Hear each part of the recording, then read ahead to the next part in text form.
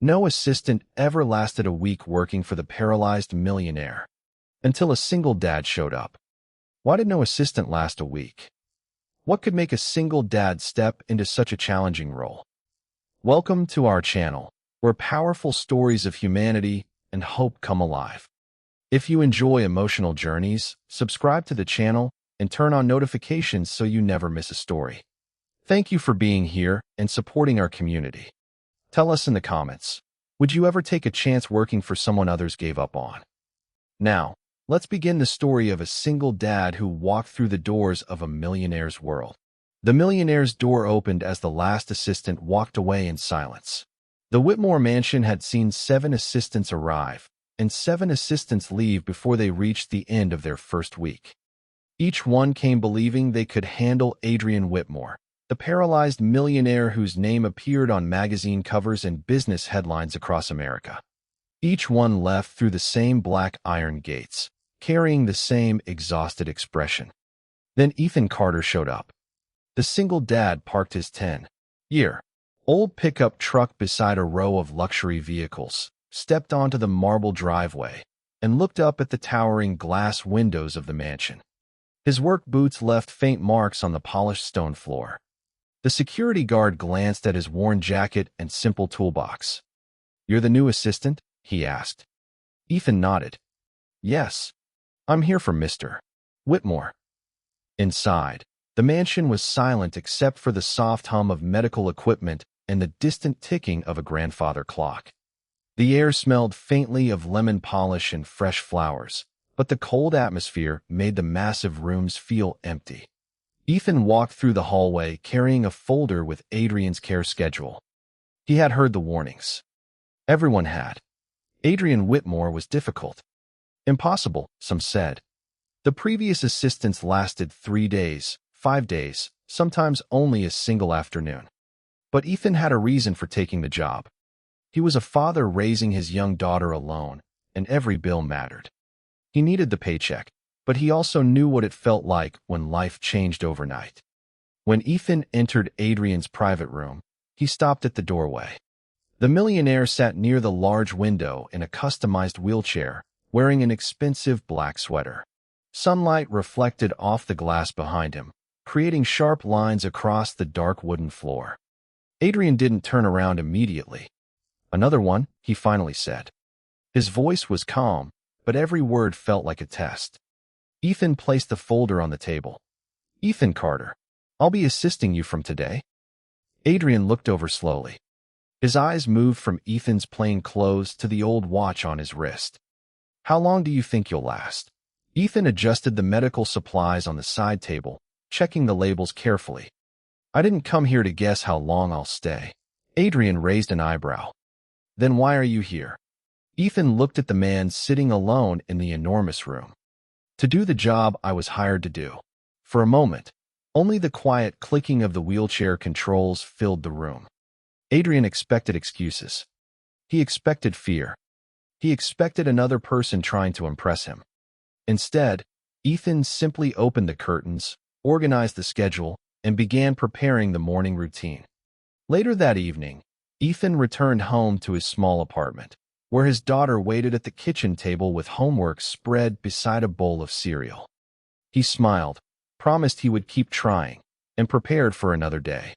But the next morning, when Ethan walked back into the Whitmore mansion, Adrian was already waiting for him with a challenge designed to make every assistant before him quit.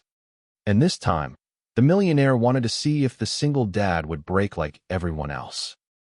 Adrian Whitmore placed a sealed envelope on the table and watched Ethan Carter's reaction. The mansion was quiet except for the low mechanical sound of the wheelchair beside him and the soft tapping of rain against the tall windows.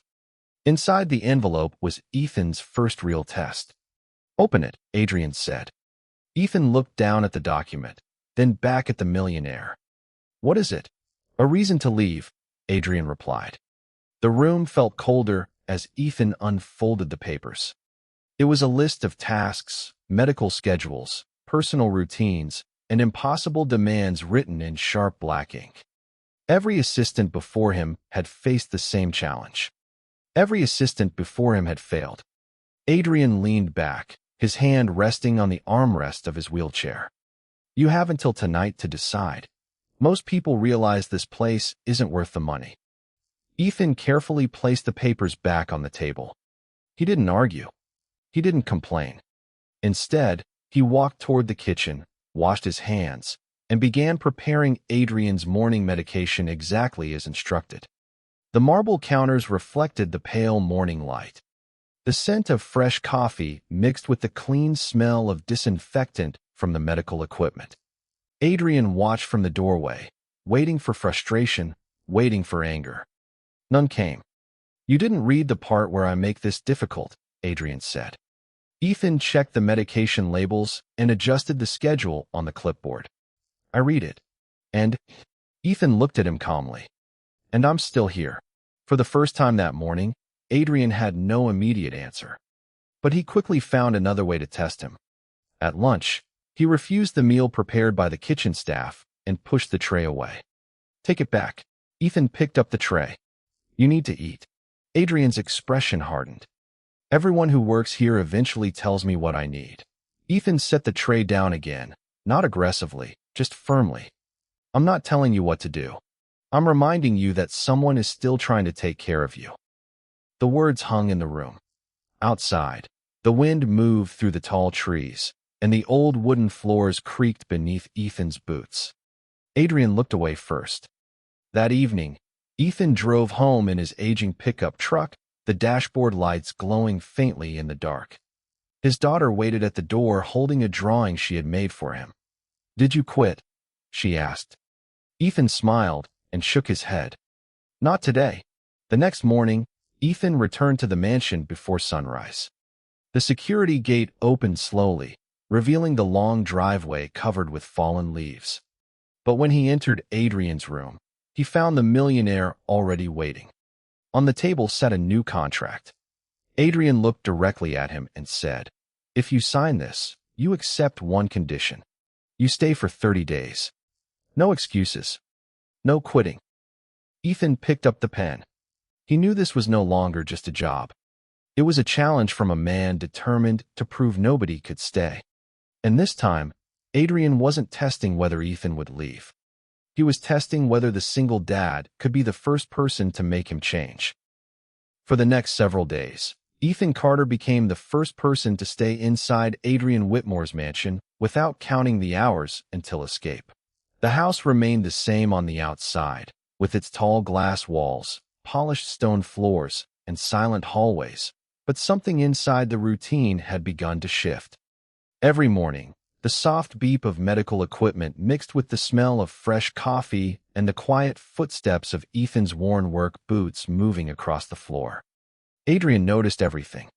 He noticed that Ethan never rushed him. He noticed that Ethan never treated him like a problem to solve. And most of all, he noticed that Ethan never asked about money. One afternoon, Adrian watched Ethan repair a loose wheel on the side of his wheelchair. The millionaire had already called 3 specialists about the issue, but none of them had fixed it properly. Ethan tightened a small bolt with a simple tool from his old toolbox. The metal clicked into place. You know, you could have called someone for that, Adrian said. Ethan wiped his hands with a cloth. Someone came before me.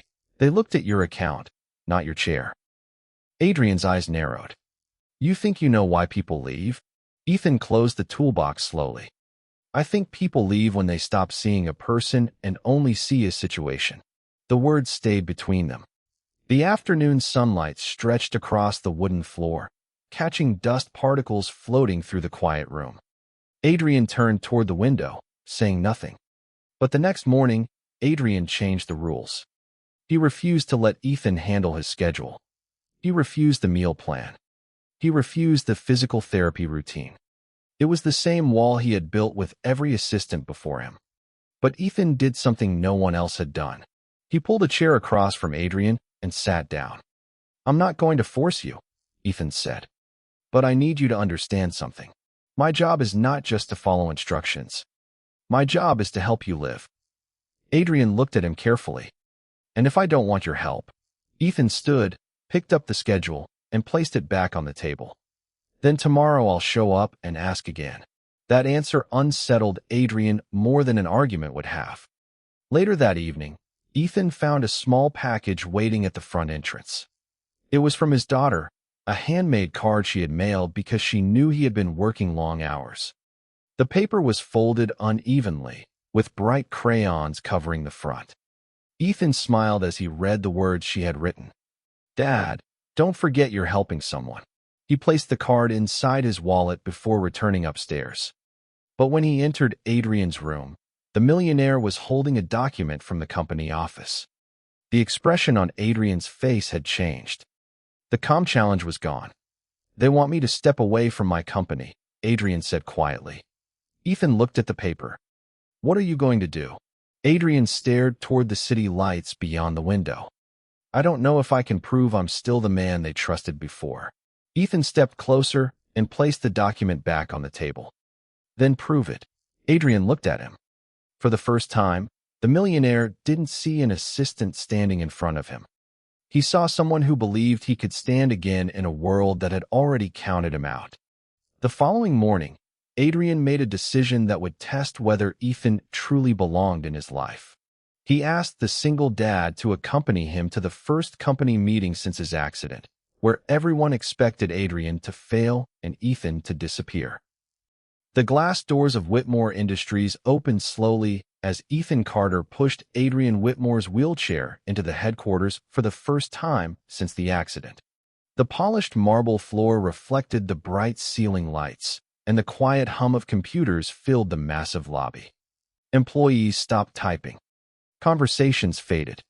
Everyone looked toward the man they once followed, now returning in a wheelchair with a single dad standing beside him. Ethan noticed the eyes on Adrian, but he kept his hand steady on the chair. "Ready?" Ethan asked. Adrian looked ahead at the elevator doors. "No." Ethan nodded. "Good. Then we know this matters." The elevator carried them to the executive floor, where the walls were covered with awards, photographs, and memories of Adrian's years building the company. The air smelled like fresh coffee and expensive leather. Behind a large conference room door, several executives waited around a long wooden table. They were prepared for Adrian. They were not prepared for Ethan. The meeting began with silence. Adrian placed his hands on the armrests and looked at the people who once asked for his approval before making any decision. "Thank you for coming," he said. His voice was calm, but the room remained uncertain. One executive glanced at Ethan. "Mr. Whitmore, is this your new assistant?" Ethan stood quietly beside him. Adrian answered before anyone else could. "He is the reason I'm here today." The room shifted. Papers moved. Chairs adjusted. The executives exchanged looks. Ethan did not speak. He simply opened Adrian's presentation folder and placed the documents in front of him in order. Small actions. Precise movements. But every detail showed that Adrian was no longer facing the room alone. When questions came, they came quickly. Financial concerns. Leadership doubts. Concerns about whether Adrian could continue managing the company. Ethan watched Adrian's expression. He saw the hesitation before each answer. Then Ethan slid one document across the table. Adrian looked down. It was the updated strategy plan they had worked on together during the nights at the mansion. "You prepared this?" Adrian asked quietly. Ethan nodded. "You did. I just helped organize your ideas." The room became still. The executives began reading. Numbers, plans, and solutions filled the pages. For the first time, they weren't looking at Adrian's wheelchair. They were looking at his mind. After the meeting ended, Adrian and Ethan returned to the elevator. The hallway lights reflected on the glass walls as the city moved below them. Adrian looked at Ethan. "You realize most people would have used this opportunity to impress me." Ethan pressed the elevator button. "I wasn't trying to impress you." "Then what were you doing?" Ethan looked back. "Reminding you who you are." That night, when they returned to the mansion, Adrian stopped at the entrance of his room. The same room where he had spent months refusing help. He looked at Ethan and said something he had never said to any assistant before. "I need you to stay." Ethan paused. Adrian continued, his voice lower. Not because you work for me. Because you're the first person who walked in here and treated me like I was still human. But before Ethan could answer, the mansion phone rang. A message from Whitmore Industries had arrived. The board had scheduled an emergency vote for 1 week later, and Adrian's future as CEO was on the line. For the first time, the challenge was no longer whether Ethan would survive working for the millionaire. It was whether the single dad could help him keep everything he had built. The emergency board vote was only 7 days away, and for Adrian Whitmore, every hour inside the mansion felt like a countdown. The once quiet halls were now filled with the soft sound of documents moving, phone calls echoing, and Ethan Carter's footsteps crossing the marble floor before sunrise. The golden light from the kitchen windows touched the wooden table where Adrian and Ethan reviewed company reports together. The smell of fresh coffee filled the room, mixing with the faint scent of printer paper and leather folders. "They don't believe I can lead anymore," Adrian said, looking at the numbers in front of him. Ethan turned another page. "Then don't spend this week proving them wrong." Adrian looked up. "What should I do?" Ethan closed the folder. "Remind them why they believed in you before." For the first time, Adrian followed Ethan's direction without questioning it. But the pressure outside the mansion continued to grow. Executives sent messages. Investors demanded answers. News outlets waited for the story of a millionaire who could no longer control his own company. Every assistant before Ethan had tried to manage Adrian's schedule. Ethan did something different. He helped Adrian rebuild his confidence one decision at a time. Each morning, Ethan prepared the meeting materials. Each afternoon, Adrian reviewed strategies from his wheelchair, correcting details and making decisions that had been buried beneath months of doubt. Then came the final preparation meeting before the board vote. Adrian entered the private office wearing a tailored suit, the same office where he once sat alone staring at the city through the glass walls. Ethan adjusted the documents on the desk and noticed Adrian's hand pause over the final presentation. "You can still change your mind," Ethan said. Adrian looked toward him. "Most people would tell me to fight." Ethan shook his head. "I'm telling you to choose." The room went quiet except for the low hum of the air conditioning and the faint traffic noise from 60 floors below. Adrian looked at the presentation, then at the wheelchair beside him. "For months, everyone has looked at this chair and decided what I can't do." Ethan waited. Adrian placed his hand on the folder and closed it. "Tomorrow, they'll have to look at me." The next morning, Adrian and Ethan arrived at Whitmore Industries. Employees watched as they crossed the lobby together. The same people who once avoided eye contact now stepped aside respectfully. But before the elevator doors closed, Adrian's phone rang. The message was from the board chairman. The vote had been moved forward. It was no longer tomorrow. It was in 1 hour. Ethan looked at Adrian. Adrian looked at the elevator numbers climbing toward the executive floor. The challenge had changed. They were no longer preparing for a meeting. They were walking into a final decision that could take away everything Adrian had built. And as the elevator doors opened, Adrian saw the board members already waiting, with one empty chair placed at the end of the table for him. The boardroom doors closed behind Adrian Whitmore and Ethan Carter, leaving only the sound of footsteps fading across the polished floor. The room was colder than the hallway outside, with bright white lights reflecting off the glass table and the faint smell of coffee lingering from untouched cups. 12 executives sat waiting. At the far end of the table was Adrian's chair, positioned like a reminder of everything people believed he had lost. Adrian moved forward slowly, Ethan beside him. No one spoke at first. Then the board chairman placed a folder on the table. "Adrian, we respect what you built. But this company needs active leadership." Adrian looked at the folder without opening it. "And you believe I can't provide that?" The chairman paused. "We believe reality has changed." Ethan watched Adrian's hand rest on the wheelchair control. The room expected him to defend himself. Instead, Adrian looked around the table. "Then let's discuss reality." He opened the presentation. For the next hour, the board challenged every decision. Revenue forecasts, Expansion plans. Leadership questions. Each time, Adrian answered. Not perfectly, not loudly, but clearly. Ethan remained silent, standing behind him with the same calm presence he had shown from the beginning. Then one executive leaned forward. Mr.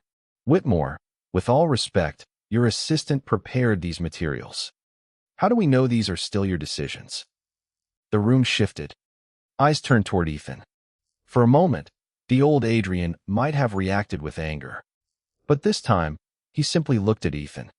Because he doesn't make my decisions. Adrian placed his hand on the presentation folder. He reminds me I'm capable of making them myself. The room went quiet.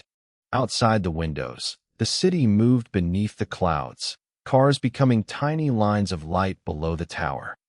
The chairman studied Adrian carefully. Then tell us why this man matters so much. Adrian looked toward Ethan.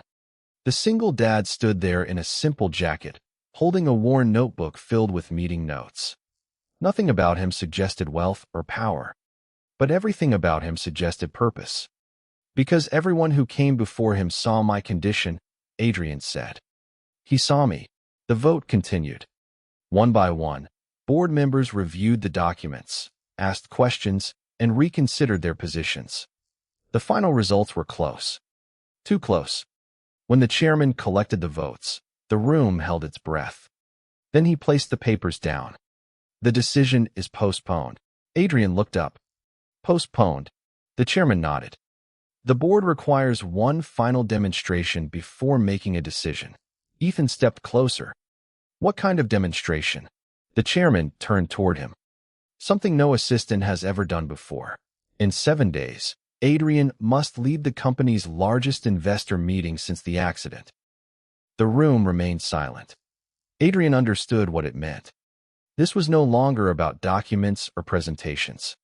It was about proving whether the man who had been counted out could stand in front of the world again. As they left the boardroom, Adrian stopped beside the elevator. He looked at Ethan and said quietly, "Everyone who worked for me before tried to manage my life." The elevator doors opened. "You're the first person who made me want it back." But when they returned to the mansion that evening, a new message was waiting on Adrian's desk. The investor meeting had been moved forward. They had only 48 hours. 48 hours remained before Adrian Whitmore had to face the largest investor meeting of his career. The mansion that once felt like a place of silence had become a place of preparation. The sound of papers turning, keyboard keys clicking, and Ethan Carter's footsteps filled the library from early morning until late at night. Warm light from the desk lamps covered the wooden shelves, while the smell of coffee and fresh ink lingered in the air. Adrian sat at the long table, reviewing every page of the presentation. Ethan stood nearby, checking the final details. "You keep looking at the numbers," Ethan said. "Because numbers don't lie," Adrian replied. Ethan placed the folder down. "People don't either. Sometimes they just need someone to listen." The next morning, they arrived at Whitmore Industries before sunrise. The glass building reflected the pale morning sky, and the lobby lights shone across the marble floor. Employees moved quickly through the entrance, carrying laptops and folders, but many stopped when they saw Adrian. This was the moment everyone had been waiting for. The investor conference began on the top floor. Executives, analysts, and major shareholders filled the room. Screens displayed the company's future plans, while cameras captured every movement. Adrian entered with Ethan beside him. A few whispers moved through the room. Some questioned whether he was ready. Some wondered why a single dad with no corporate title was standing near the CEO. Adrian reached the stage and looked across the audience. For a moment, his hand rested on the wheelchair control. Then he moved forward. "Thank you for being here," he began. His voice carried across the room. Many people believe leadership disappears when circumstances change. The screen behind him displayed the company's next expansion plan. Adrian explained the strategy, answered questions, and addressed concerns. The harder the questions became, the calmer his voice grew. Ethan watched silently from the side. He did not rescue Adrian. He did not speak for him. He simply stood there as the reminder that Adrian could still lead. Then one investor raised his hand. "Mr. Whitmore, your recovery is inspiring. But business decisions require certainty. How can we trust a leader who needs assistance every day?" The room became still. The question stayed in the air. Adrian looked toward Ethan for a moment, then back at the investor. Because needing help has never meant lacking strength. The answer changed the room. People looked away from the wheelchair and toward the man speaking from it. After the meeting ended, the investors remained behind to discuss privately. Adrian and Ethan returned to the hallway. The sunlight from the floor, too. Ceiling windows stretched across the polished surface. "I thought I needed to prove I was still the old Adrian," he said quietly. Ethan looked at him. "You don't." Adrian nodded. "I know." But before they reached the elevator, the board chairman stopped them. His expression was different from before. No doubt. No distance. "Mr. Whitmore," he said, holding a document. "The investors have made their decision." Adrian looked at the paper. The chairman continued. "They want you to return as CEO." A pause followed. Then he looked at Ethan.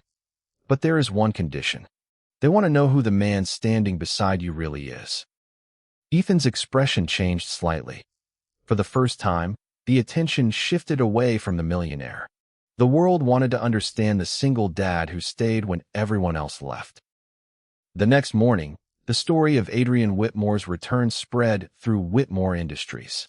Employees gathered near the glass elevators, watching the man they thought would never lead again enter the executive floor.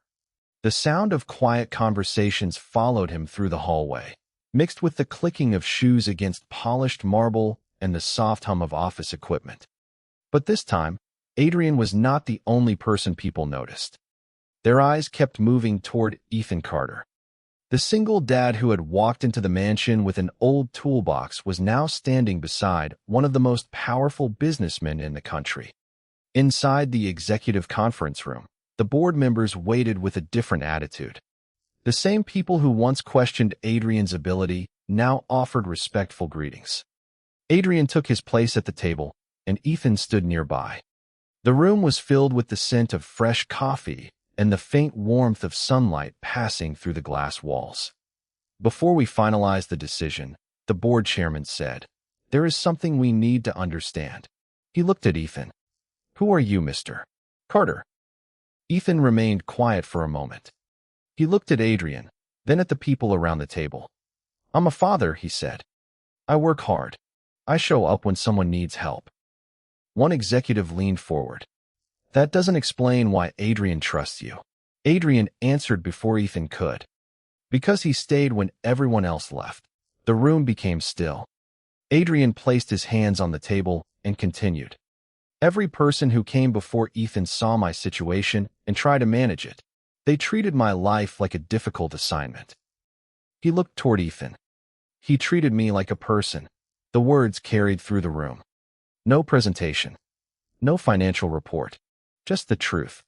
After the meeting, Adrian and Ethan walked through the quiet hallway toward the elevator. The afternoon light reflected across the glass walls, and the city below moved like a river of silver and gold. Adrian stopped before entering. "You know something?" he said.